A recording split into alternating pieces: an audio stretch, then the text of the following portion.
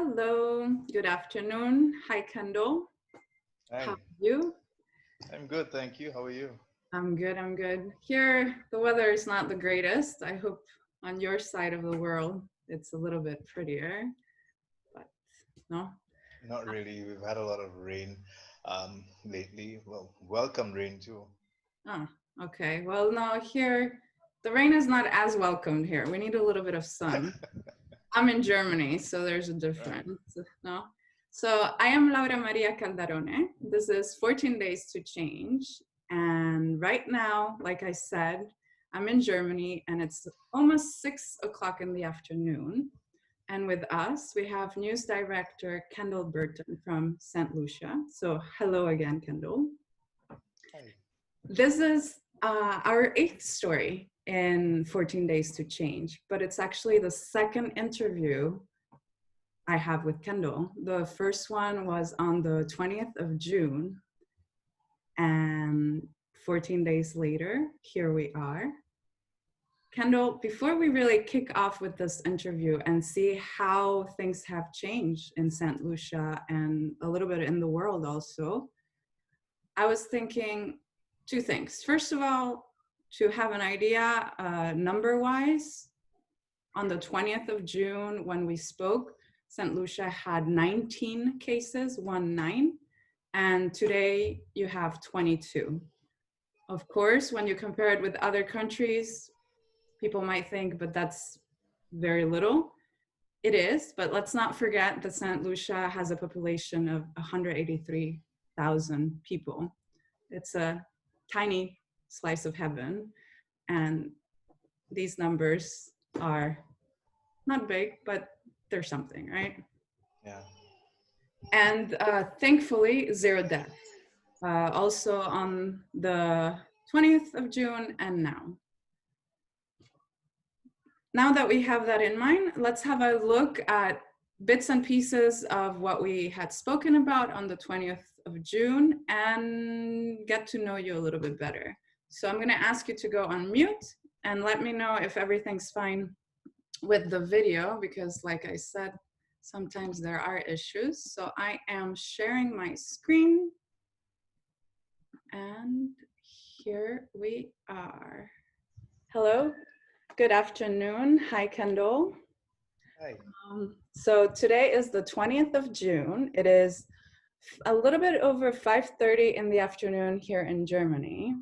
And with us, we have Kendall, and he is our eighth story of this series.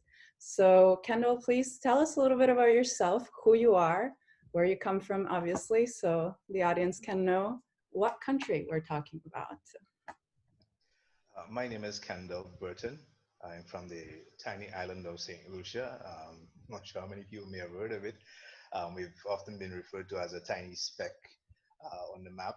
Um, we're a part of a chain of islands, an archipelago between Florida and in the north and Guyana in South America. Only about 138 square miles with a population of about 170,000, so really small. I'm the news director of the leading television station here in St. Lucia. Perfect. I've never been, unfortunately, but I actually have a really good friend that like fell in love with St. Lucia. Went Oh, once, really? yeah, went once and is quite actively obsessed and is actually thinking of moving there. So it must have its magical hook, right? That's good to hear, and I hope you'll correct that as soon as this COVID madness calms down. Yes, hopefully. Yes. But before we focus on the past, I'd like to know a little bit more about the present. So can you just tell me what is it that you and the people in St. Lucia are currently focused on? What is the news? What is the hot topic? What is the thing that everybody is concerned about or talking about currently in these last few days? Yeah, well, I like every other country. St. Lucia is no exception. The hot topic is the coronavirus and the SARS-CoV-2. So far, we've had 19 confirmed cases. It doesn't seem like a lot, but remember, this is a small island of 170,000 people. 19 confirmed cases, 18 of whom have fully recovered and been discharged from medical care. At least one person remains in care. Um, Over the last several weeks, there's been a phased reopening of the economic sectors, starting with the construction sector and other low-risk industries, and gradually expanding the number of businesses which were allowed to open their doors, but of course with strict adherence to the instituted protocols like social distancing, the wearing of masks, and that sort of thing.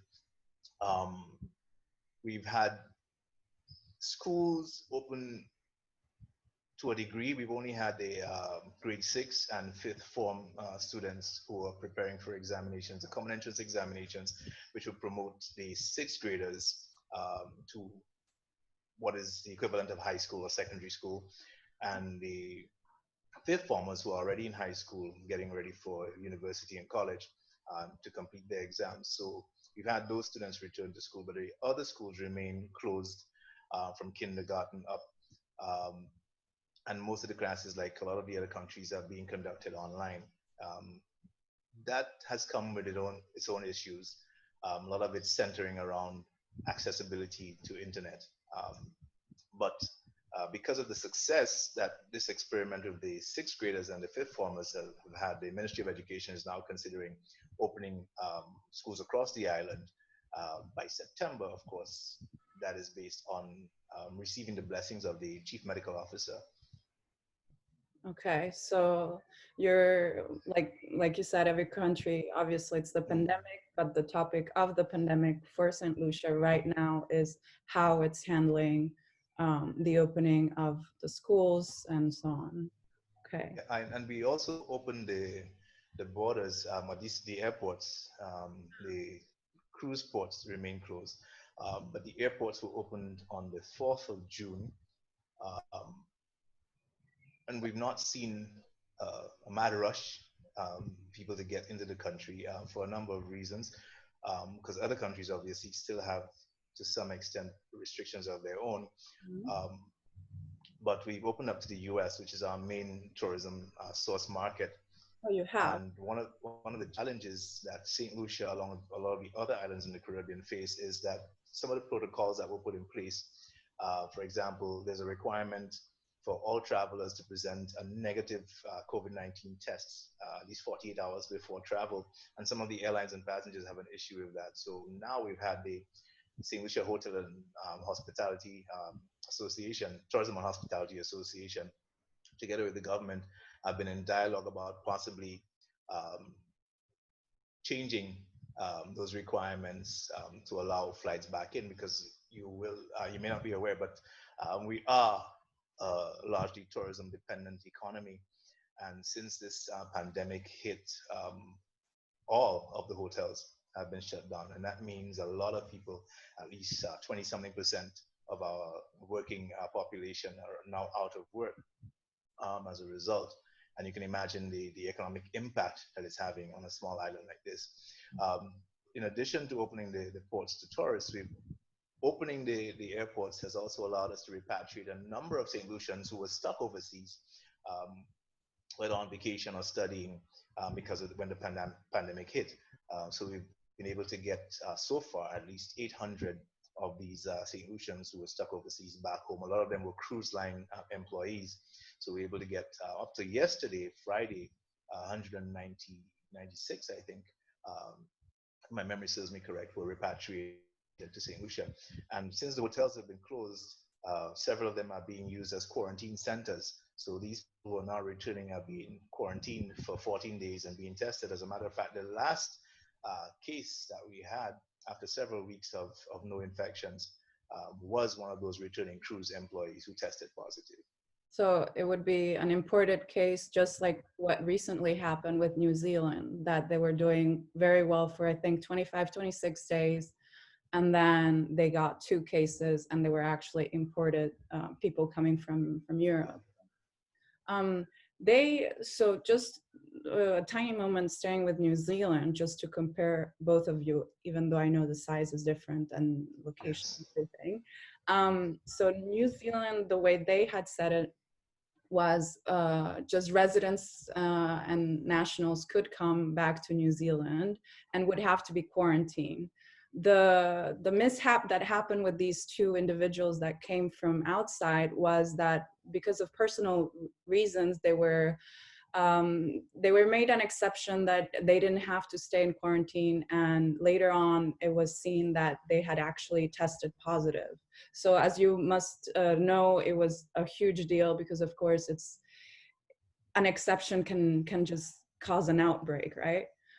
How is it working with St. Lucia? So now you're telling me about these repatriated people that are staying in quarantine at the hotel, but what about tourists that come? um, because we were talking, okay, the 48 hours that they have to show that they have tested negative, but as we have unfortunately seen, they could be infected or be positive after the 48 hours, right? Has the government decided to quarantine them or not?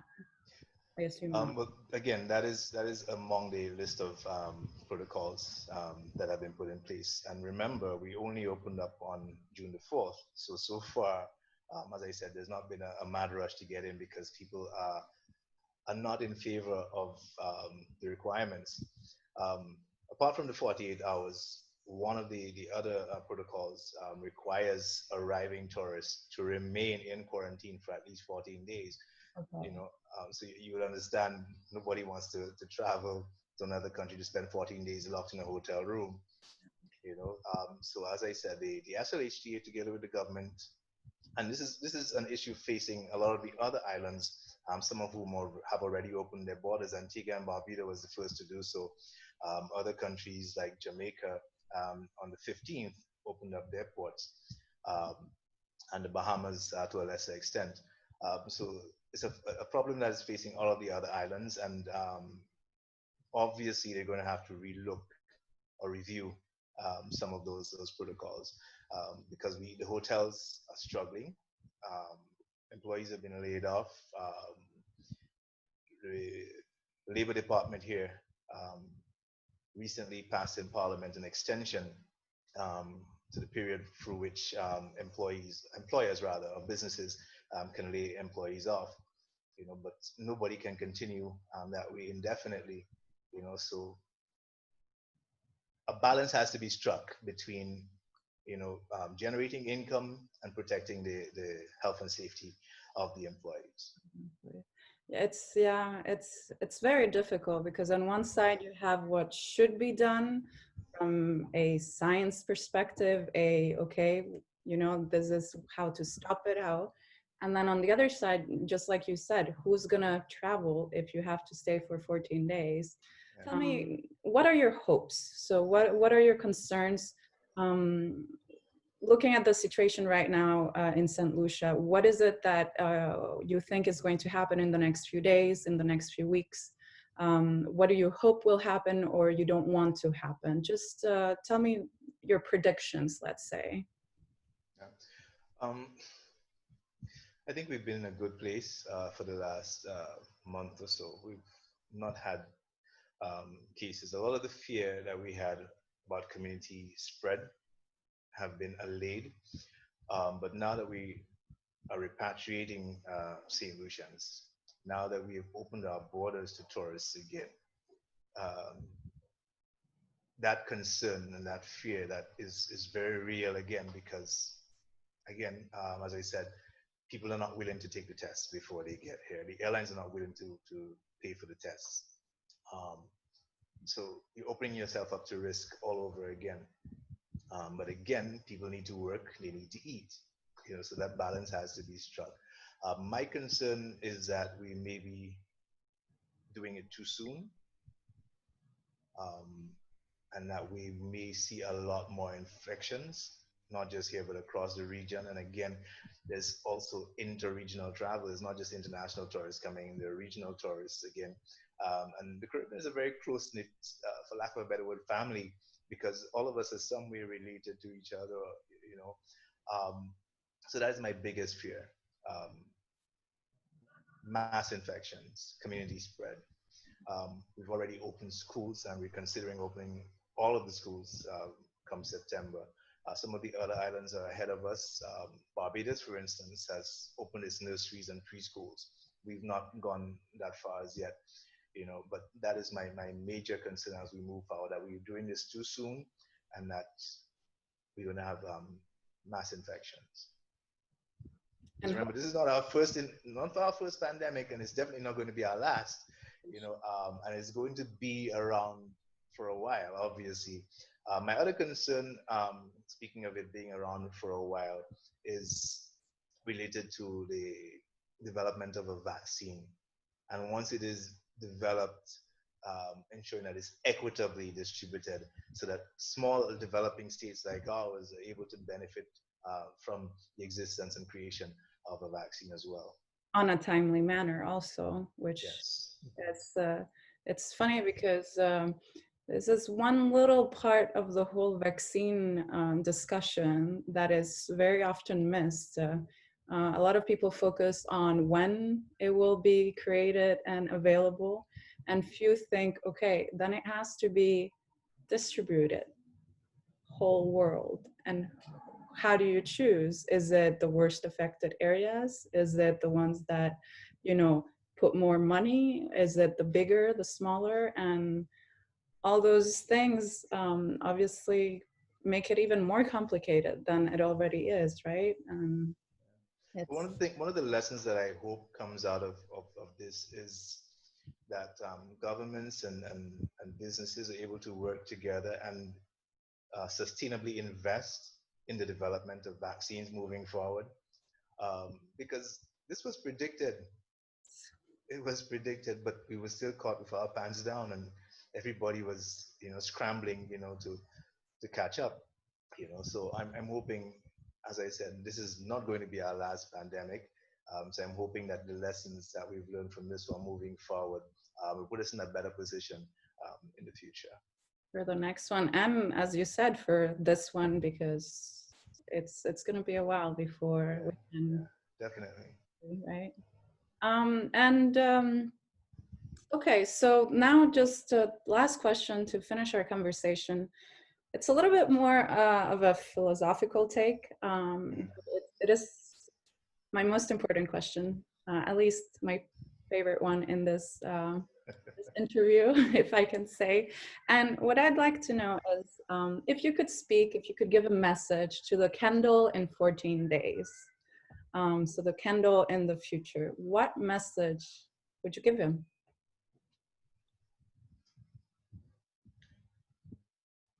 Stay calm, stay focused, and stay optimistic.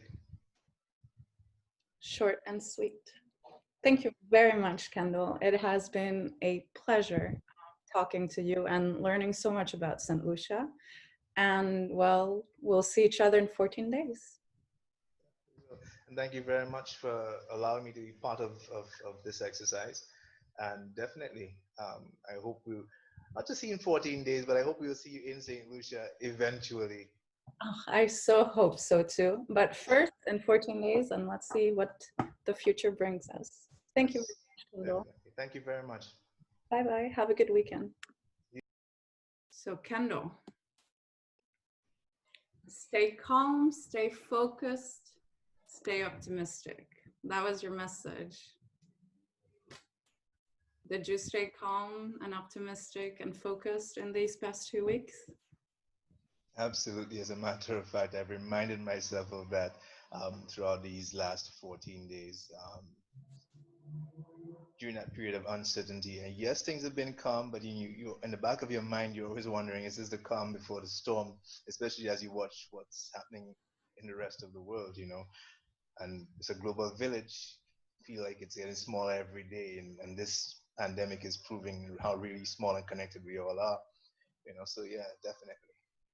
Yeah, and like you said, this village gets smaller and smaller, and we see the same mistakes, the same missed opportunities, just changing hands, basically, right? From north, south, west, east. Before we speak about what has changed in Saint Lucia Mhm. in these 14 days. This is the first time you see this interview, bits and pieces of our first interview. I did not share it with you because it's part of this storytelling experience of 14 Days to Change.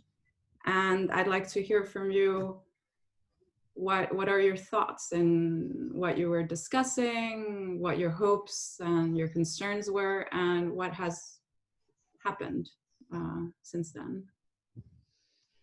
Well, when you asked me the question about my fears and concerns, they were about us opening the borders too early and opening ourselves up to mass infections. Not too long after we spoke, as I said during when we did the first interview, Antigua and Barbuda had led the way as far as the number of islands opening up their borders. Within days of doing so, they recorded 69 cases and at least 3 deaths. So immediately it registers, what we're really opening up ourselves from, what we're dealing with. Same thing with Jamaica; they opened up their borders and their infections spiked as well. Um, while we haven't had tourists coming in because again they've been opposed to the protocols that was established or set in place by the government. Those countries that did, we've seen their infections go up.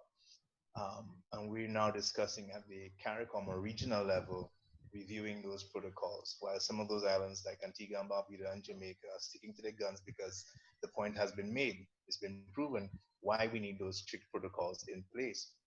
So islands like Saint Lucia, taking a hint from what has happened in Antigua and Barbuda and Jamaica, has revised its protocols and made them even stricter, again, because we want to strike that balance between economic recovery and the protection of our citizens' health and safety. Um, so, and especially when you look at the spike, the major spike in the US, those concerns and fears you realize are not completely without foundation or basis. So those fears remain the same for me 2 weeks later. Especially because, like you said, the US is your biggest market. It's right there. Yesterday, in the last 24 hours, they had almost 58,000 cases, new cases. Yes, the United States is a very big country. The population is quite big, but still, it's a very, very big number of new cases, and it's spreading. It continues to exponentially grow. Yeah, and Last remember, the experts are predicting that it could reach 100,000 a day. 100,000 a day. Yeah, that is cause for concern.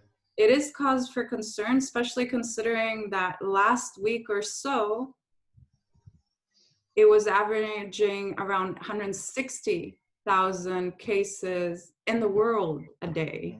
Mm-hmm. So now we're talking about the one country, almost the complete amount of the global number. And it is a country that has almost 2.9 million right now cases.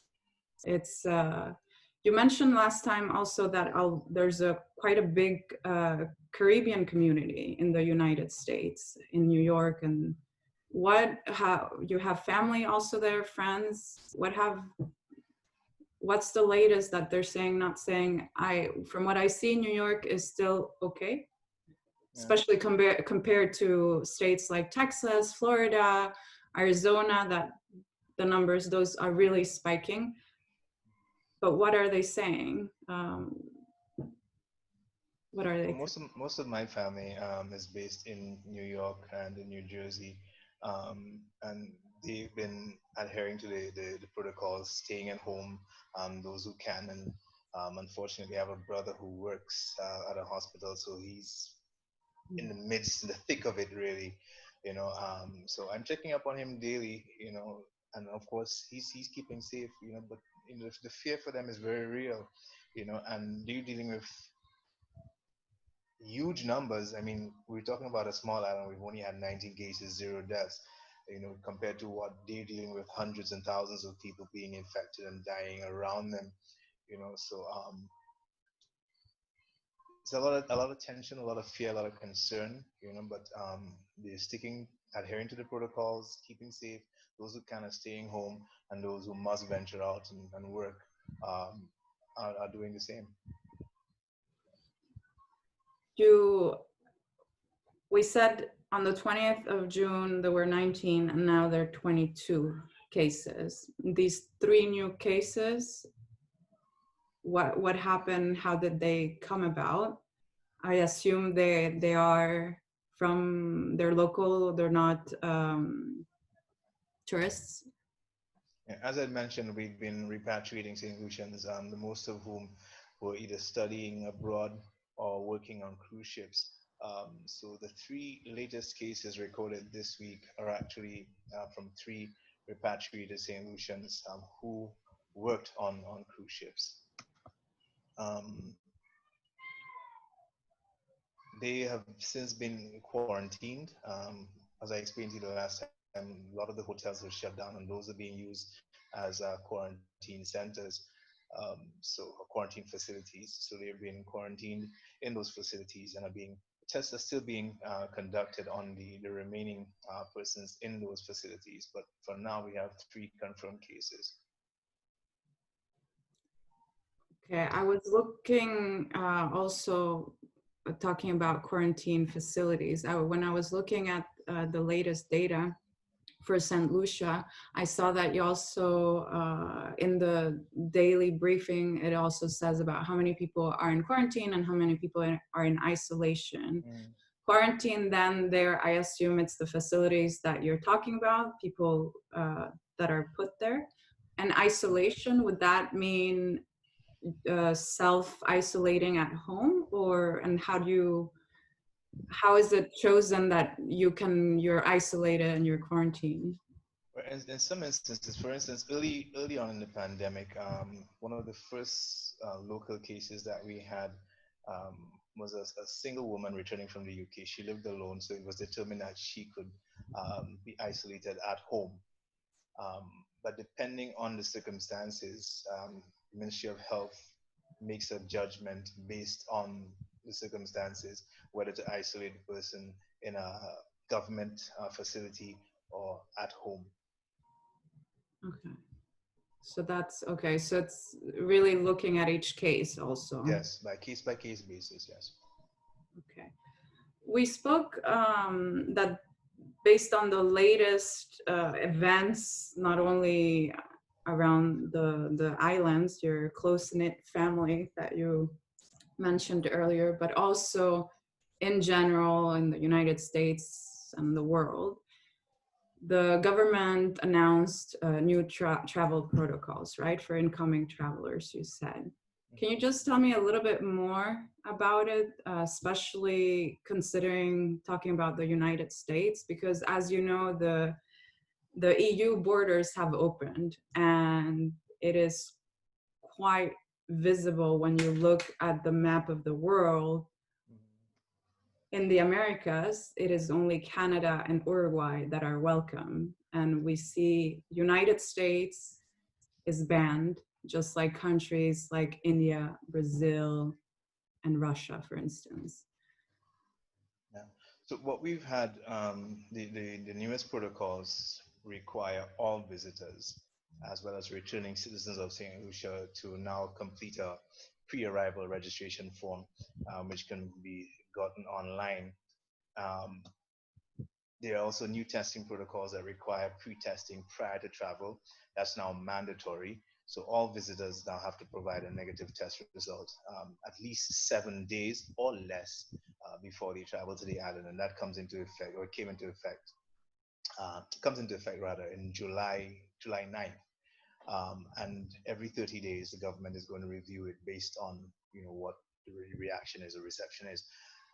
Every person who lands on the island has to be screened. They have to have their temperature taken at the airport, and symptomatic persons will immediately be isolated and subjected to further tests. You have to remain in quarantine or isolation, depending on the situation, at the hotel or at a government-operated quarantine facility until those test results are received. We've attempted to do some local testing, but the majority of the testing is done by CARPHA, the Caribbean Public Health Agency, which is based in Trinidad and Tobago, another island. So once they get through immigration, the baggage claim, customs arrivals for transportation to the COVID-19, and that's another thing. The number of the hotels have now been COVID-19 certified. The government has established criteria, and each hotel had to meet those, and only the COVID-19 certified hotels are now being allowed to operate and to reopen. The pre-approved home quarantine facilities also apply for returning nationals.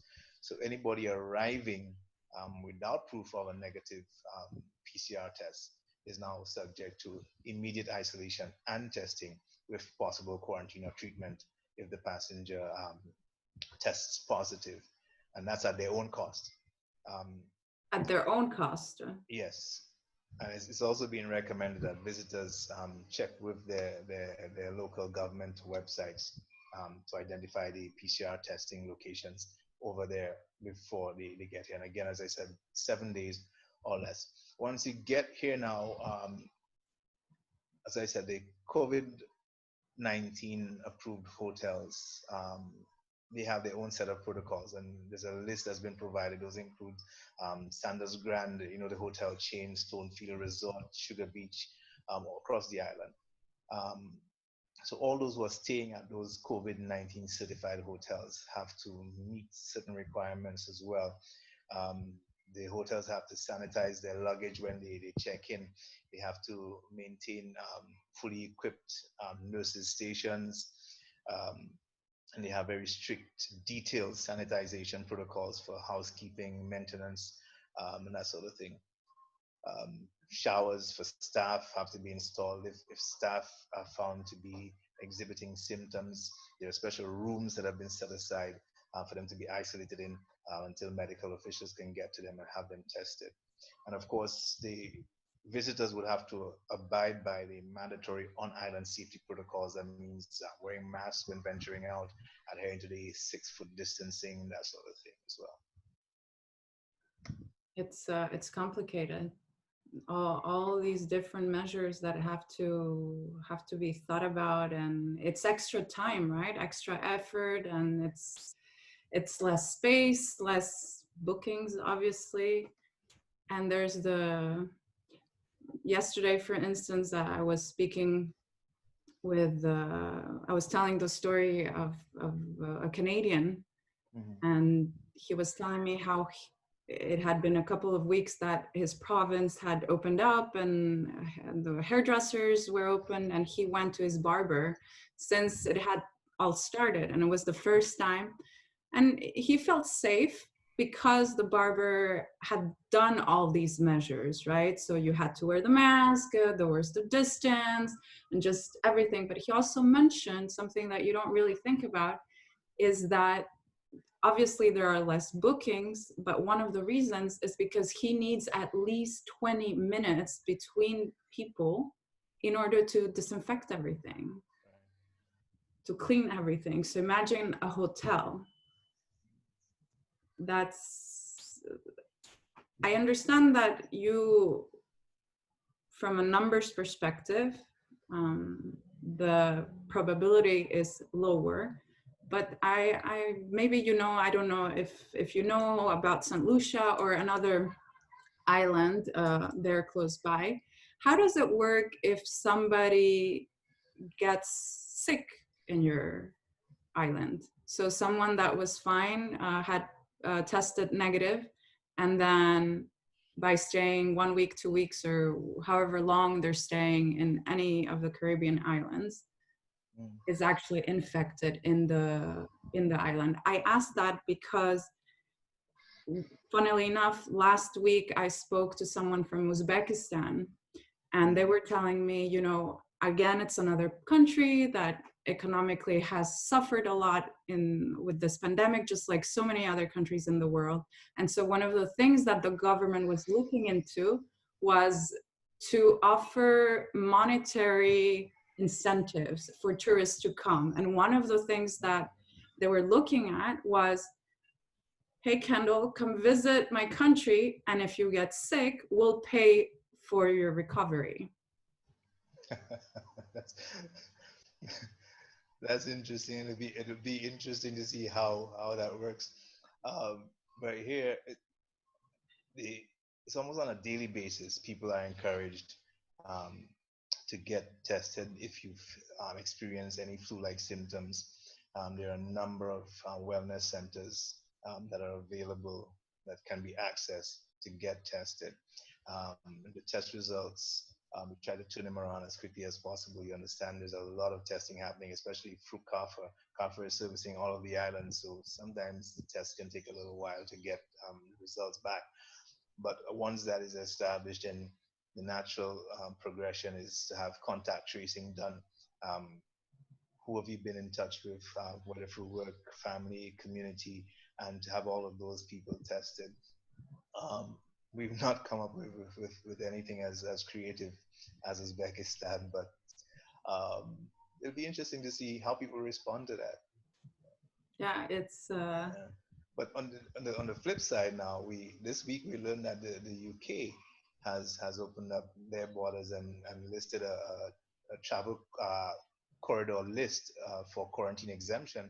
And funny enough, as strict as our protocols, Saint Lucia is on the UK's list for quarantine exemption. So that means that travelers from Saint Lucia to the United Kingdom, because our island is on that travel corridor list released by the UK government this week, visitors from Saint Lucia do not have to self-isolate when they arrive in the UK. huh. I mean, I don't know if it's politically correct to say this, but the UK is one of the countries that I would not travel right now to. Yeah. It's I would probably travel to Saint Lucia if the traveling was okay. Yeah, yeah. But the UK, just like in many other countries, there's you spoke about contact tracing. That's something that needs to be constantly done. Yes, testing is very important, but even if your country is not able to sufficiently test, because in the end, what country can, right? Contact tracing and isolating, because you spoke also about the turnaround about of testing, right? Some tests take a little bit longer than others for whatever reason.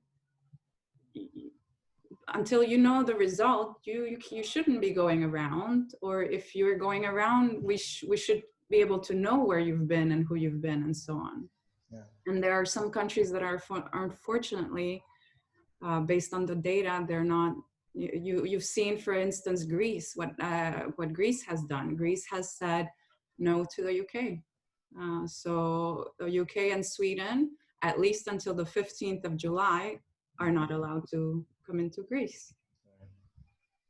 It's complicated. This opening of borders is it's playing with fire. But we've had another challenge. This week, we learned that, well, last week, Saturday, as a matter of fact, we learned that one of the major airlines in the region that services the islands, LIAT, the Leeward Islands Air Travel, which is owned by several governments, governments of Antigua and Barbuda, Grenada, Dominica, and Barbados as shareholder governments. And that airline has been struggling for some time financially. As a matter of fact, last year or year before, we were looking for $60 million just to keep flying. And a lot of the other governments have been asked to come in as shareholders, and many have refused because over the years, one of the biggest problems facing that airline is unprofitability. And a lot of governments, including our government, has refused to pump cash into it unless it can come up with a plan or a strategy to make it more commercialized. But it cannot really be commercialized because it has been, like I said, there are a group of small islands, and a lot of the routes are really unprofitable. They're routes that a lot of other airlines would not fly. So LIAT has become more of an essential service than a commercial entity, really. But last Saturday, we learned that because of COVID-19, which is compounding its financial difficulties, that airline is going to be liquidated. So, interestingly enough, the Caribbean Hotel Association met this week remotely to discuss how they were going to shore up their businesses during this time. And one of the recommendations or suggestions was that as much as we closed our borders to international travel, and those of us who have opened up aren't seeing the numbers flocking in that we would have anticipated, perhaps the focus should now be on promoting intra-regional travel, because the Caribbean seems to have handled this thing fairly well compared to a lot of the other major larger countries. Um, so let's get our people to travel between the islands. The hotels have agreed across the board. Let's agree to special rates for Caribbean citizens and that sort of thing. And they come up with this grand scheme, and then the major airline flops. You know, so it's a Ironies of the pandemic. yeah, so you have another group of people now who are facing the breadline. And remember, this is not like the US, where companies can file for bankruptcy and that sort of thing. And this is a government-owned entity which has no assets, and right now they're not even sure how they can pay severance to the staff, some of whom have been with this company for over 30 years. And now Wow. 30 years, yeah. So it's a very complicated and difficult situation. Yeah. And it really seems there's no right answer, right? Because even when you find a solution, suddenly there's another problem that kind of cancels that solution. Because they haven't really been able to fly since March. And remember, I mean, a lot of the other airlines are facing their own difficulties, and this one has been struggling for years, so COVID-19 really was the last nail in the coffin. Last nail, last straw. It was definitely the last something.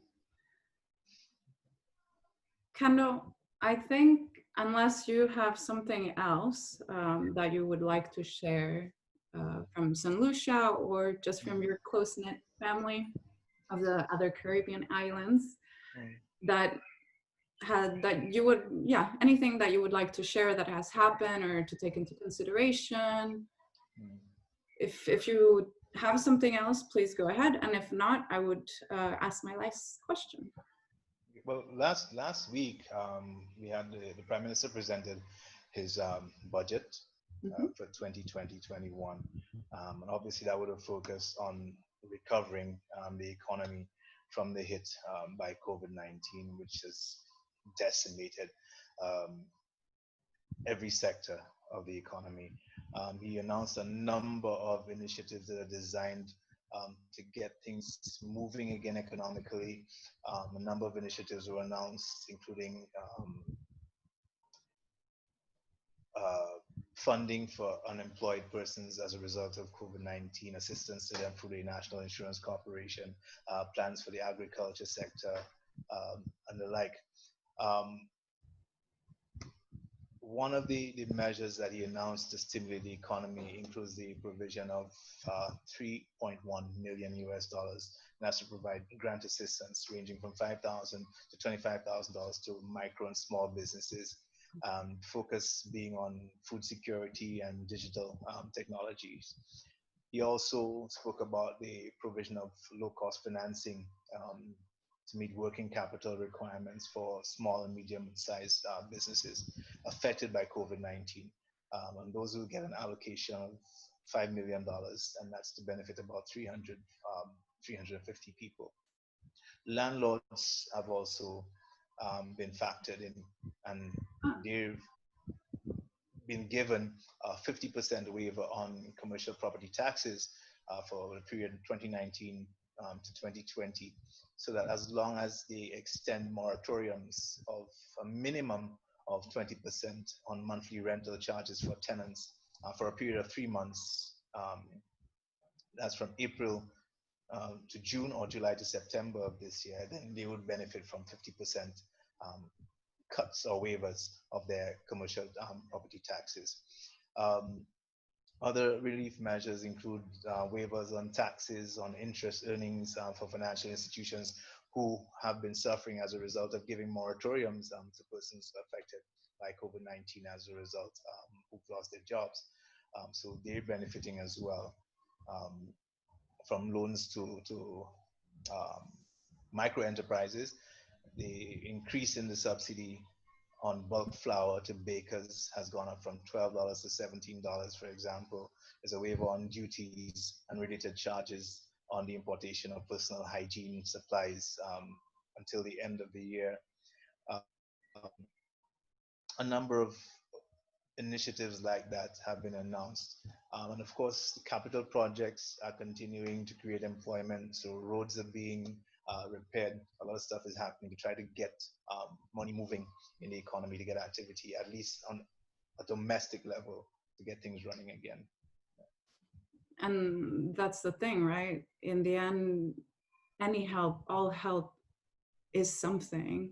Yeah. And it's a start, right? To keep it and start moving the economy, especially when we start facing and seeing that some of the solutions that we thought about or saw are not solutions that can take place right now. And really, this pandemic, we've said it before and we continue in seeing it, it affects everything and everyone. And that's why, yes, although it's never too late, it's always good to make sure we are going in the right track. And every action has a consequence, and all of our actions actually can make a tangible difference, right? And when can you really say that? Now it really does. Yeah. To finish this, our conversation, because we have spoken about the things that Saint Lucia has done, the situation 14 days ago, the situation today, the plans that Saint Lucia is looking into to give relief to its citizens, a little bit of your experience, who you are, and so on. Based on all this, and based on the storytelling experience of 14 days to change, of seeing how really things can change, we left off in the first interview when I asked you to give a message to your future self in 14 days. And now instead, I want to end your story, so Kendal's and Saint Lucia's story, with your message to your fellow Caribbean family, to your Saint Lucians, to really Latin America and just the world and everybody, that it doesn't matter if they come from a tiny little speck in the, no, or if from a big city, big country, if their situation is worse or better than Saint Lucia's. If you could give them a message, if you could ask them to listen to you, what would you say? As I said earlier, this pandemic has really brought home the fact that we are an increasingly small global village, and all of our actions, in some way, shape, or form, impacts the other person, and with mind, my words will be to bear that in mind, that all our actions affect the other person. So what we do as individuals has implications for the collective, and so we should adhere to the protocols, keep ourselves safe, and by so doing, keep our brothers safe. We literally need to be our brother's keeper in this case, in order to bring this thing under control and to eventually eliminate it. So we really just have to look out for ourselves and look out for each other. Yeah, we're, like you said, a small global village, and we need to look for each other. I think it goes beyond just the wearing of masks and social distancing as well. There are some of us who are fortunate to have jobs and to be still earning income. There are some of us who are earning income, but less than we were used to. So there are people who aren't earning anything, don't know where the next meal is coming from, so it might be, sharing some groceries, sharing a meal with a neighbor, dollars, we really have to look out for each other to ensure that we all come through this thing as best as we can. Yeah, exactly. And even just picking up the phone, right? That's one of the things that was said from the beginning of the pandemic. Pick up the phone, call your friend, your family member, and say, hey, are you okay? Not necessarily do you need anything, but are you okay? I'm glad you made that point, because I think it's one aspect of this whole pandemic that a lot of us forget, and I forget some myself as well. There's a psychological effect. It's not just the medical or physical um, dimension. There's a psychological impact as well. How those people who aren't working and don't know where the next meal is coming from, and don't know how they're going to pay their rent or their mortgages. So it's going to take a toll. We read stories about domestic violence going up, because people are not handling the situation. you know um, Even UNICEF is asking for schools to reopen because child abuse is going up. Just to get children out of the house because parents are frustrated and with nowhere to lash out. You know, so I think that is one of the things that we need to focus on as well. The mental and psychological impact of this pandemic. Definitely. And just by some of the things you said, the pandemic has created and has highlighted problems that existed or are emerging now, and there's so many of them that also need our help or focus. And that is why that if we can do our part to help in this pandemic, then we have more energy, more time to look at the other things that also need to be looked at, right? Absolutely. Kendal, Saint Lucia, it has been really a pleasure, and I'm very happy to be sharing your story in 14 Days to Change. And thank you. Thank you very much. Then enjoy your weekend, and I won't see you in 14 days, but we keep in touch, see how we are. Yeah, hopefully. Yeah, and as I said before, I hope once all of this calms down, you and your husband will come and pay us a visit. Sounds like a plan. A The very invitation is open. Thank you very much. I will do that. Take care. Thank you. Bye. Bye.